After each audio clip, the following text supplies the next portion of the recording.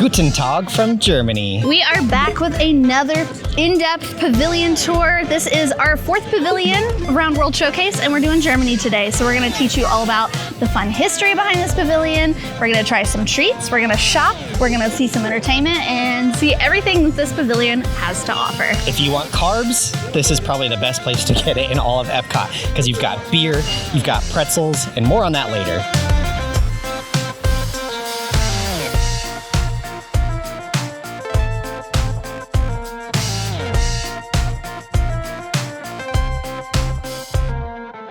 The Germany Pavilion is actually a opening day pavilion here at World Showcase. So Epcot opened October 1st, 1982, and Germany along with it. You'll find the theming in this pavilion to be very reminiscent of a variety of German architecture. Rather than basing it off of specific buildings that you can find in actual Germany, you'll find that it's based around several different German towns or cities, primarily in Bavaria areas, the Rhine River region, and Rothenburg. And other pavilions, you may find some certain buildings that are scale replicas of the real thing in those countries. Germany is done a little bit differently. They have some nods to some famous structures.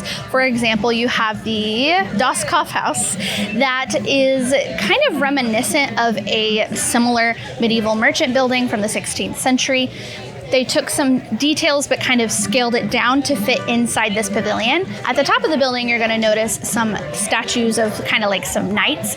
These are representative of what is on the actual building that represent the Habsburg emperors. There are 4 on the original building. However, again, to fit in the Germany pavilion, this one only has 3.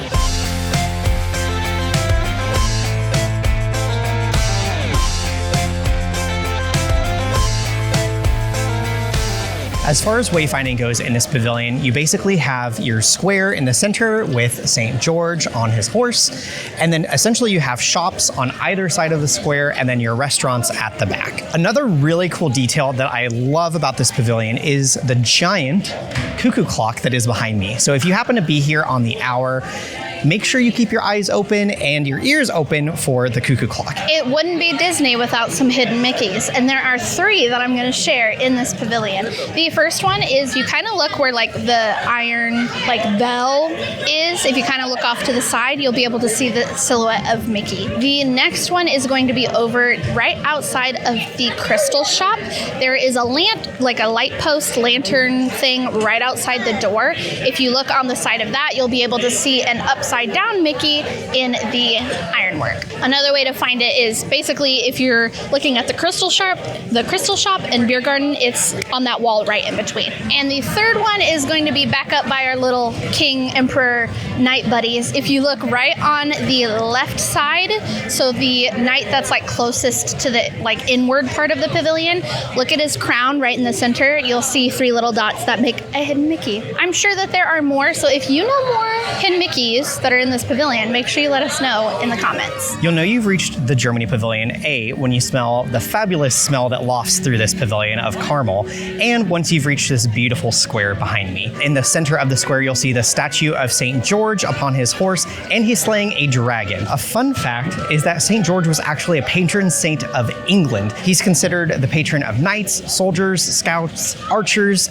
basically your equivalent of a warrior. He's also invoked against plague, leprosy, and venomous snakes. St. George was a real person, however, not much is known about him. Essentially, anything that we know about St. George was passed down through myths and stories. The story of St. George goes like this, and forgive me because I'm reading this off my phone. Once upon a time, George was riding down the road when he came upon a beautiful young woman who was tied up. Though she looked afraid, she refused George's help when he went to free her. "But why?" he asked. "I'm waiting for the dragon to come eat me." "Then let me untie you and you won't be eaten." "You don't understand," said the woman. "The dragon lives in a pond near my town. For years, the townspeople offered it our livestock to keep it from attacking and destroying our town. Once we ran out of livestock, we had to resort to other types of offerings." "Like what?" George asked. The woman didn't respond, and George's eyes grew wide as it dawned on him. "Oh, All of the children in town had their names put in a hat, and every day a new name is drawn. That's awful, said George. Today, my name was drawn. Though my father, the king, pleaded with the townspeople to not make me go through with this, they wouldn't hear it. They'd lost enough sons and daughters. It's only fair that the king share that grief. George had heard enough. He grew his lance and said, no one else dies. The princess screamed, and George turned around to find himself face to face with the dragon. The beast raised itself and spewed clear liquid at the soldier. George dodged to the left. You breathe venom instead of fire, do you? George spun his lance over the head and back down to the side. He ran toward the monster, leapt up and smashed the broadside of his lance into the dragon's head. Dazed and wounded, the dragon crashed to the ground. Quickly, George took off his belt and wrapped it around the dragon's neck. Apparently, his belt was conveniently imbued with the magical ability to tame the beast. The battle was over as quickly as it had started. With the beast now tame and the princess now free, the trio walked into the town. The townspeople were understandably hesitant about welcoming them until George assured them that he would finish the job slaying the dragon if the entire town was baptized and became Christians. How's that for an ultimatum? Once everyone was baptized, George, true to his word, beheaded the dragon. From that day on, no dragon tormented the town ever again, and they all lived happily ever after. There are a couple different stories to that legend, but that's the general gist that's spewed through all of them. I know that was probably maybe somewhat boring of me just reading a story off my phone, but it's that little detail that keeps these pavilions more and more weird and interesting, and it's those stories that I love that Imagineering included in these pavilions. The statue is actually inspired by the real one in Rothenburg, Germany, and the reason the one here is upon a fountain is because it resembles the pond that the dragon lived in the myth. I do love that this pavilion does still have some live entertainment. Usually it's some sort of polka-inspired band. I have seen a few different bands that play depending on the day. Today it's Born to Polka. We did catch a little bit of them. It looks like they're getting ready to play, but you'll find that in the little gazebo that's located usually by where like the festival booth for this pavilion is. It's typically right next to that. Sometimes they will do even some special bands that will come. I know my favorite was during Festival of the Holidays. It's technically like their pavilion storyteller, even though they weren't really storytellers, but they did some like polka version or like German versions of Disney songs, and I loved that. It was so cool. It was so much fun. Now, you will usually find the show times kind of on these little boards out in front of the pavilion, or you can check the My Disney Experience app to see what show times are and what band is performing that day. But I think they're getting ready to play again, so let's go check them out.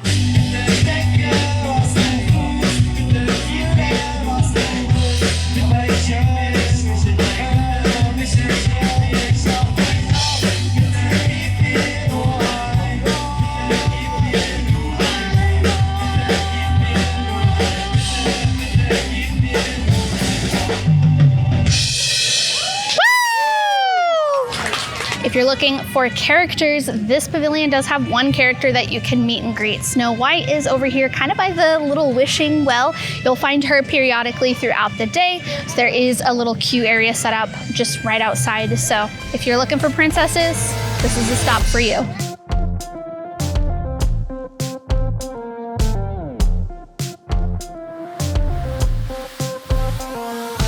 Right behind me is Glaskunst.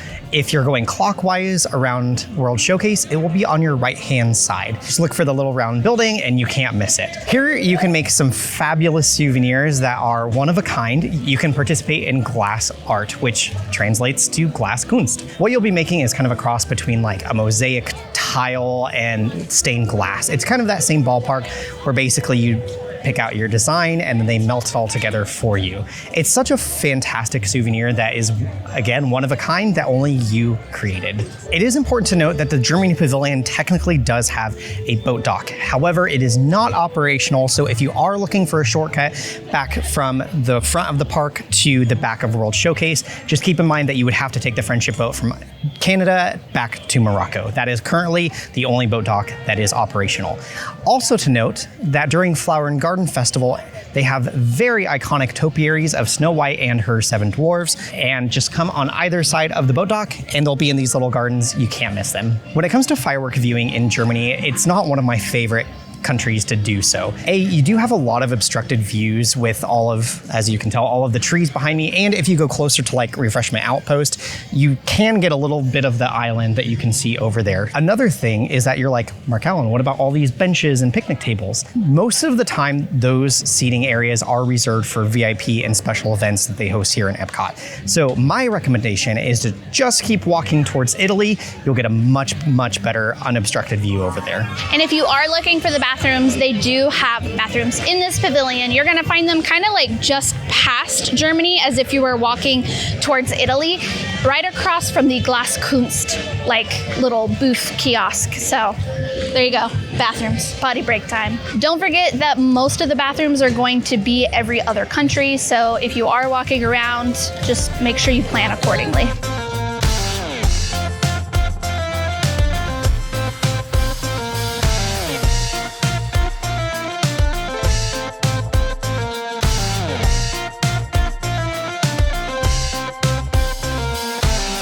Probably my favorite thing in this pavilion is right behind me, and that is the model train station. This did not open with the pavilion. This was special for Flower and Garden Festival in 1995, and due to its popularity, it was kept, and it's been here pretty much ever since. A huge pro tip and slash fun fact for the model trains is that there's little banners in the village that will switch out for each festival. So whatever banners are on display all around Epcot and World Showcase, those banners will match to a T the little tiny teeny banners that are in the village here at the model train. So keep an eye out for those at the start of each festival.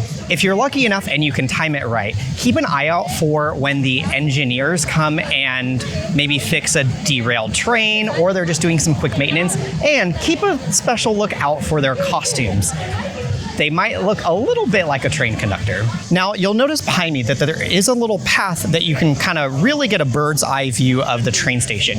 But that path, of course, also resembles something called the Romantic Road that takes you from Fusen to Würzburg. It, of course, takes you through the many villages that you would normally pass through in Germany on the Romantic Road. And I think that's just such a fun little detail that they decided to include in this pavilion. And if you're a nerd like me and you wanted to learn more about the trains itself, these are what's called a G model train. These are some of the largest model trains you'll find, and they're on a scale from 1/22.5 all the way up to 1/29th scale. So if you want some fun facts to annoy your friends with, there you go, you're welcome. For my friends wanting to drink around the world, there are several locations that you can get your beer fix. Of course, you've got the Bier and Brezeln cart, which is kind of like in the walkway around World Showcase. Of course, they're gonna have beer and pretzels. This pavilion is known for their giant Germany, like authentic. They're huge pretzels. They're so fun, but you can get those there. The second place, there's actually another kind of like beer cart outside. It's right outside of Das Kaufhaus, and they also sell beer, some wine, those big pretzels, and of course your like soda, like bottles of pop, things like that. The third location is Sommerfest. This is the quick service location in this pavilion. They serve mostly like bratwurst with sauerkraut. They have a snack that we're gonna get here in a little bit, and they also have a selection of some wine and beer that you can get as well.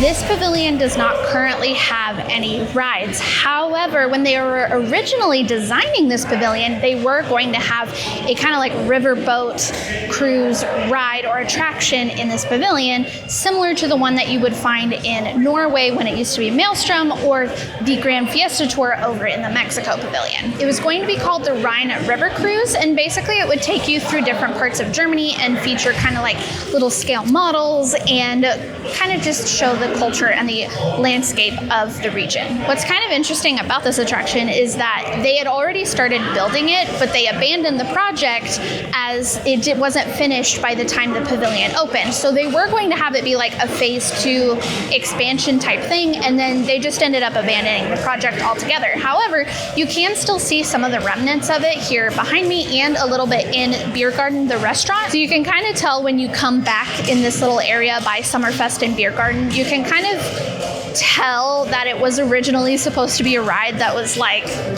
boarded up, but now it's just a good place to come and get a little bit of shade out of the sun. So, like Kayla mentioned, this big mural, this was supposed to be like the grand entrance to Rhine River Cruise. And if you knock, it has kind of like you can tell that it's literally just a wall. So you might be wondering, okay, what did they do with this space because they started building it? It's basically just like storage, cast member area. I would love if they, if they wanted to put an attraction back here, they could do like Snow White, I guess. Would people like Snow White? Let us know in the comments what attraction you would like them to put back here. There are 2 dining locations in this pavilion.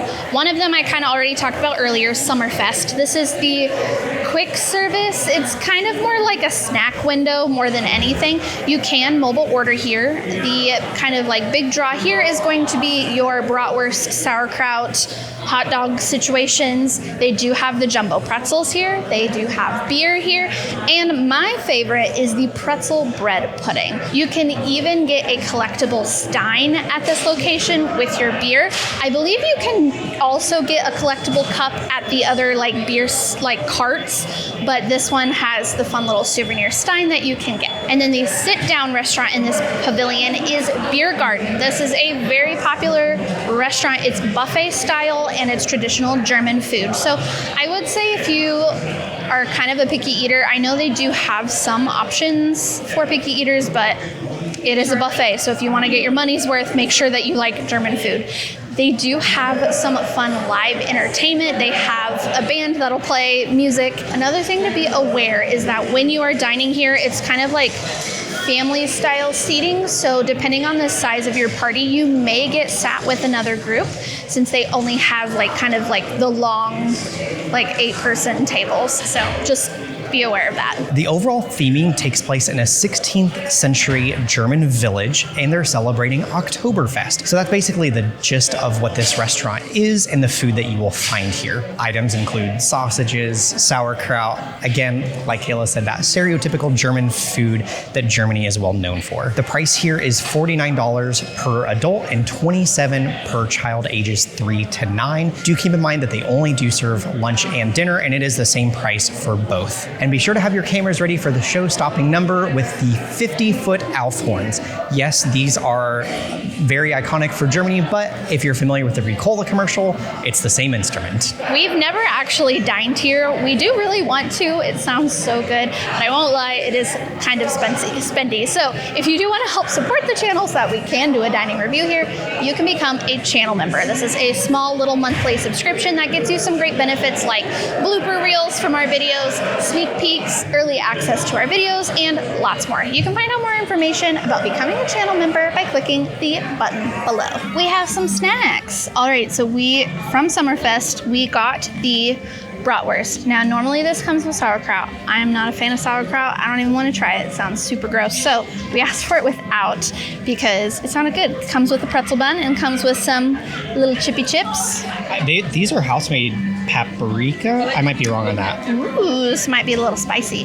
And then this is the famous pretzel bread pudding. This is definitely a snack that you want to try if you are visiting the Germany Pavilion. It's so good. It's ooey and gooey and caramely and vanilla-y, and it's delicious. And you can mobile order all of this. I also had to, for science, I've tried this many times. This is the very famous grapefruit Hefeweizen. Schafferhofer Hefeweizen. There you go. Lots of words in this drink. Oh, it's so good, refreshing. I don't like beer, but I think if I remember correctly, I even liked this. I think you liked those. Yeah, I like these. It's so refreshing. It's like a really good introductory beer. So if you're more like me, where you're more into like ciders, this definitely has more of a cider taste with like a little bit of like a beer aftertaste. But it's not like, if you've watched me drink beer in the past, you know what I'm talking about. Another pro tip is that if you're feeling homesick from Epcot, most of the time you can find these in your local grocery store or liquor store.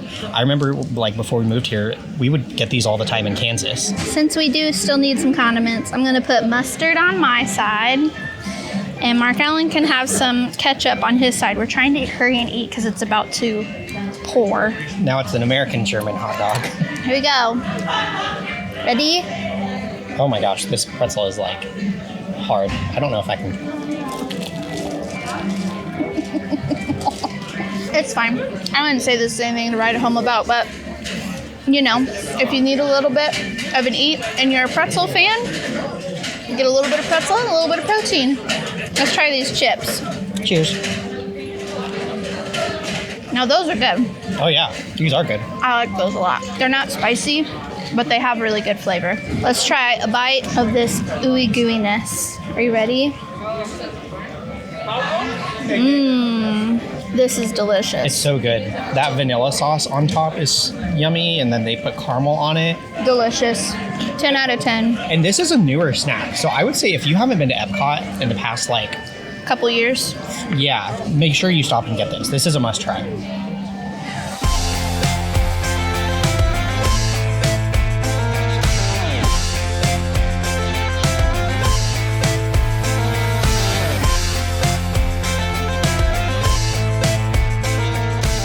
As you are wandering by the Germany Pavilion, you are definitely going to pick up on that smell of delicious caramel. The most iconic part of this pavilion is Karamell-Kuche. I know that's not how you actually say it, but that's as best as I can pronounce it. Fun fact, this is actually the only working Werther's kitchen in the world. You're going to find all kinds of treats that have Werther's caramel, including the famous Werther's caramel popcorn. You got caramel apples, caramel cookies, caramel like little treats, and there's so many different treats that you can get. They're all delicious. And don't forget, if you have an annual pass, you do get an annual pass discount here. Karamell-Kuche translates to Caramel Kitchen, very fittingly for the name of this store. Karamell-Kuche opened September 27th, 2010. So unlike the rest of the pavilion, this actually did not open on opening day. Karamell-Kuche took the place of Glaskunst porcelain. It originally sold Hummel and Gobble, and again, I believe I'm saying that correctly, collectibles such as like glass and porcelain, and it closed on July 12th, 2010 to make way for what we know today as Karamell-Kuche. Another great thing about Karamell-Kuche is that you can mobile order, especially on a very busy day, unlike, ironically enough, today. This is a great option that can save you a lot of time if you're just wanting to pop in for a quick caramel treat. We got our caramely treat. This is actually a new treat. This is a salted caramel, chocolate, Mickey cookie, whippy pie. I don't know. It's basically two like chocolate cookies, and then it's got caramel and buttercream in the middle. Ready for a taste test? Yep. Oh no. That's really good. The cookie's a little dry, but the frosting is very tasty. It is pretty sweet. I recommend sharing. We are in the first of several gift shops. There's actually quite a few gift shops in this pavilion. This is Die Weihnachts ecke, or as I like to call it, the Christmas shop.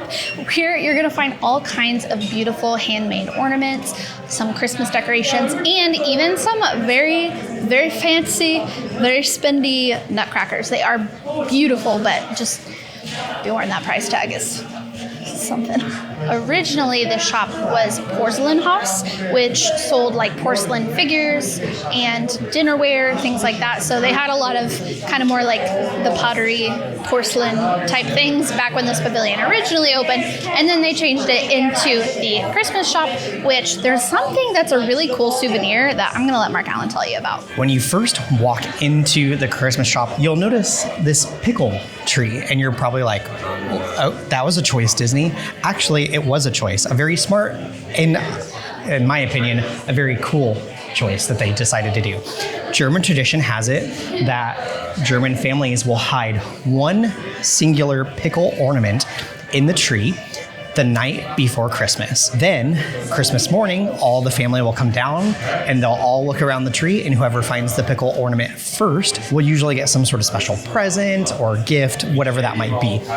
Last year, we did this ourselves with our own family, and we had I think it was like a $25 Starbucks gift card that person got, whoever found it first. So I think it's just such a fun little tradition that you can very easily just buy one, take it home as a souvenir, and have a fun little German tradition in your own house.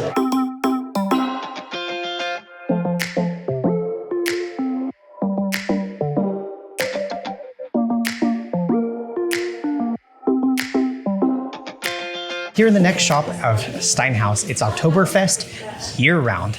This is where you can buy scads and scads of Steins. And a really cool one I'm going to point out in just a second, but you can also get your Epcot Oktoberfest merch, and you can even find that grapefruit Schafferhofer in a bottle. Do keep in mind that the Steins here are very highly detailed. These aren't just something that you're gonna just go home, drink out of once, and then throw in the trash.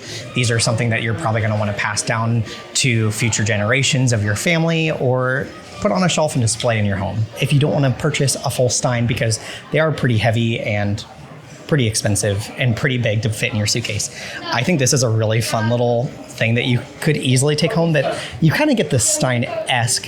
So basically it just clips to your bottle, your beer bottle, and then you just cover it. So it's a Stein without being a Stein, basically. I'm not gonna touch it because I don't wanna break it and then have to buy it.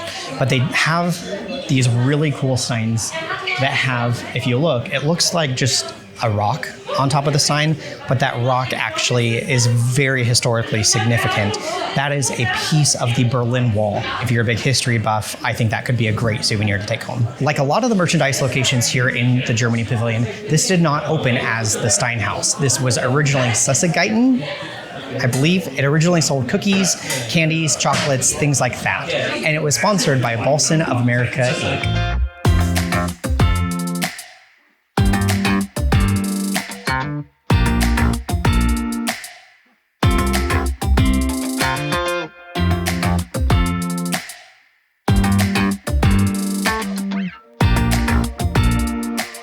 Next up is the Weinkeller, or wine cellar. This is a tasting room. Here you can do tastings of a wide variety of different German wines and beers. You can also purchase some bottles to take home with you, which I think is a super fun souvenir. And you'll even find a few special German snacks too. Unlike most of the other gift shops, this actually was an opening day experience. So this has been around since the beginning.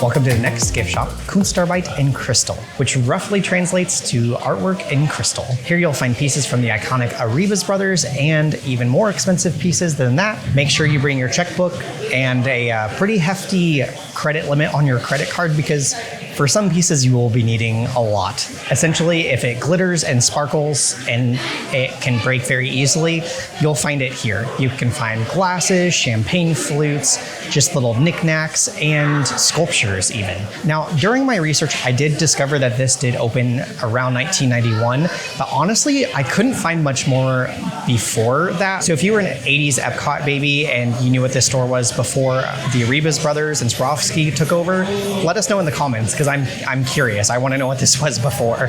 One of my favorite features about a lot of the glasses, goblets, cups, and wine flutes that you can find here is you can actually get pretty much everything customized. There is a little bit of an additional fee, but if you want to put like a special date on there or a name or words, things like that, you can get those personalized on your items. And if you do purchase anything from this shop, they will ship it to your house, which is great, because I know in the past we had bought like a whole set of like cocktail glasses, and I was like, I don't know how we're gonna get these home. They're like, oh, we'll ship it. And I was like, oh, even better. So don't be afraid. If you find something you like, you can get it shipped home.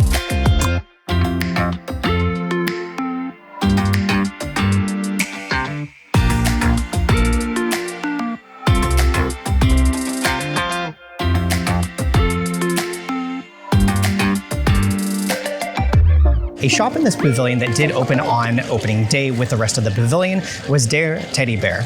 It is right behind me. It is unavailable at the time. It is still listed in the My Disney Experience app, so who knows, maybe one day they will decide to reopen it, because right now it just says temporarily unavailable. But if you've ever been inside here, let us know in the comments. We've made it into the next gift shop of Volkskunst. It translates to folk art or folk craft. This is probably my favorite gift shop in all of the Germany pavilion. We'll get there in a second, but here you can find more Steins. You can find your general Disney merchandise. You can also find some teddy bears that are made by Steiff. If you're familiar with the origin story of Winnie the Pooh was a Steiff bear, so it ties in very well with the Disney story. The thing about Steiff is that they are very high quality plushes, teddy bears, and when you pick it up and feel it, you really can feel the craftsmanship that goes into each and every one of them. They even have Mickey and Minnie plushes that, I mean, they're really nice, way better than honestly the Disney ones. But of course, you will be paying a little bit more for those items if you choose to purchase. I think it could make a great souvenir or a gift for someone that's maybe expecting a newborn. I really, really do love that they have those in here. This gift shop is kind of split up into two separate areas, and right in the middle is where you're going to find the Kidcot location for this pavilion. Again, as a reminder, Kidcot is a free activity that you can do with your little ones, where you get a little paper like crafts coloring activity. They'll usually give you a sticker, and then the cast member will write a word on there in German. It's very fun. You can usually also find a pin board here as well. I love the merchandise in this pavilion, mainly because like the craftsmanship is so high quality. Just like you have the Steiff bears, and then you have the Steins over at the other gift shop. You have these beautiful ornate cuckoo clocks that are displayed on the wall behind me. I believe you can purchase these, but they're so cool and intricate, and it's fun to watch them go off at like the different times. Very cool. If you get a chance, take a few minutes and check those out.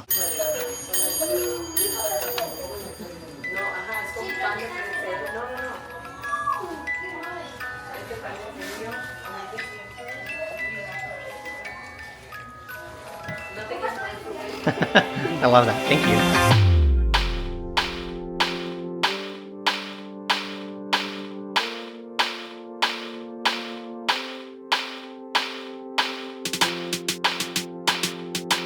And finally, we have Das Kaufhaus. We've talked about this a little bit in the beginning, but this translates to the department store.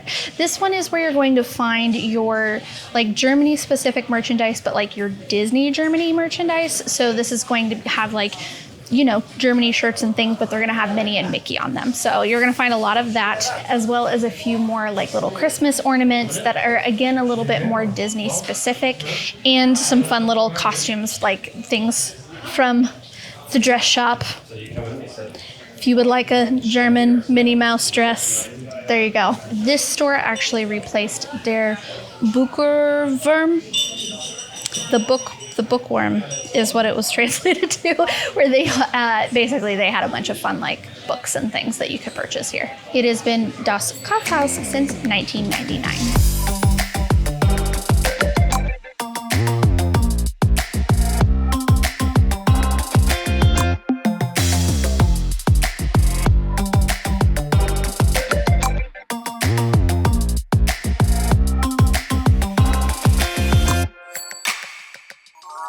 And with that, it is now raining, but we did it. We finished our Germany Pavilion tour. We hope you guys enjoyed following along, and make sure that you're subscribed so that you don't miss out whenever we do the next country pavilion, which is Italy. Woohoo! We actually don't know a lot about that pavilion, so I'm very excited for that. But anyways, that is all we have for you guys today. Now go create your ever after. And go watch Mexico, Norway, and China. There you go.